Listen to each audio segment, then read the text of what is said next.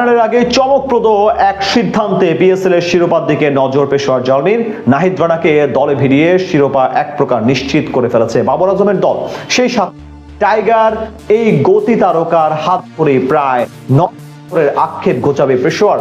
নাহিদ রানাকে দলে ভেড়ানোয় তবে কিভাবে পিএসএল এর এবারের আসরে চ্যাম্পিয়ন হবে পেশোয়ার, সেটা নিয়ে বিস্তারিত।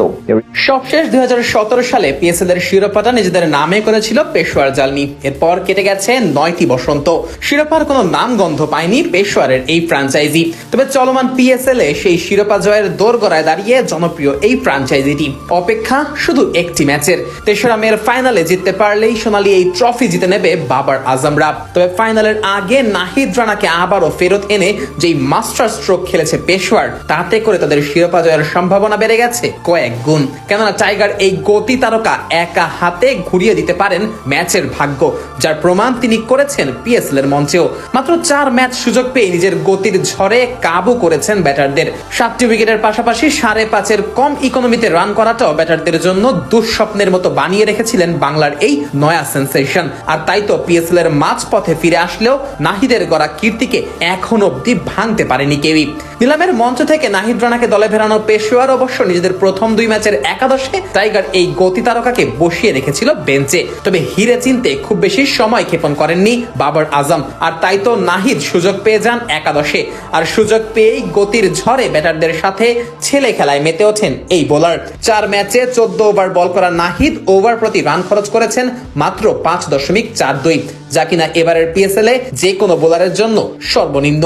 নাহিদ রানা বল হাতে কতটা কার্যকর হতে পারেন সেটা তো ইতিমধ্যেই পেশোয়ারের সমর্থকেরা দেখে ফেলেছে। তবে তাকে নেওয়াতেই কেন শিরোপা এক প্রকার নিশ্চিত হয়ে যাবে এমন কথাও ছাড়িবা কারণ কি? এর পেছনে সবচেয়ে বড় কারণ নাহিদ একাদশে থাকলে দলের ব্যালেন্স বেড়ে যাবে কয়েক গুণ। বিশেষ করে বিদেশি কোটাতে বাড়তি এক বুস্ট পাবে পেশোয়ার।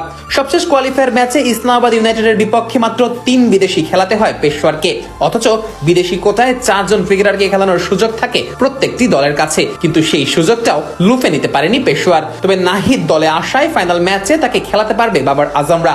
আর তাতে করে পেশোয়ারের বোলিং লাইনটাও হবে আরো বেশি সমৃদ্ধ। তার উপর আবার পেশোয়ারের কোনো পেসারই এবারের আসরে 10 উইকেটের কোটা পূরণ করতে পারেননি। সেখানে নাহিদ রানার মতো পেসারকে দলে ভেড়ানো পেশোয়ারকে বাড়তি সুবিধা এনে দেবে।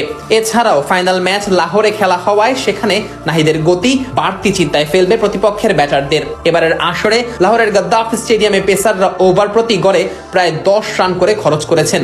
সেখানে নাহিদ যদি তার চিরাচরিত উপায়ে 5.5-এর কমে বল করতে পারেন তাহলে অনেকাংশেই এগিয়ে যাবে পেশোয়ার। আর এই সব কিছু মিলিয়ে শুধুমাত্র ফাইনাল খেলার জন্য নাহিদের এই অন্তর্ভুক্তি আশার সঞ্চার যোগাচ্ছে ভক্ত সমর্থকদের মনে। কে জানে, হয়তো এই নাহিদ রানার হাত ধরেই আরাধ্যের এই শিরোপা নিজেদের নামে করে নেবে পেশোয়ার, মেটাবে প্রায় 9 বছরের আক্ষেপ।